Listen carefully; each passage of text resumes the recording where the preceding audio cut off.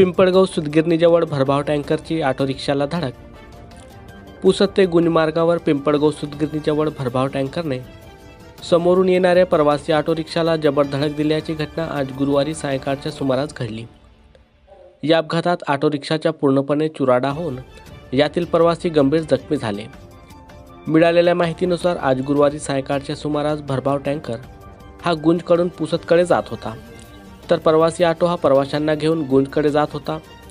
तालुक्यातील पिंपळगाव सुतगिरणीजवळ टँकर अतिशय वेगात असल्याने समोरून येणाऱ्या ऑटोला त्याची जोरदार धडक बसली। यात ऑटोचा चुराडा झाला व चालकासह इतर 5 प्रवासी गंभीर जखमी झाले। जखमींना तात्काळ वेगवेगळ्या वाहनाद्वारे जवळच्या शासकीय रुग्णालयामध्ये नेण्यात आले, तर काहींना पुसद येथील ग्रामीण रुग्णालयात दाखल करण्यात आले असून त्यांच्यावर उपचार सुरू आहेत। यातील काही प्रवासी अतिगंभीर असल्याने त्यांना यवतमाळ आणि इतरत्र हलविण्याचा प्रयत्न सुरू असल्याचे सांगण्यात आले। दरम्यान या अपघातातील जखमींची नावे कळू शकली नाही।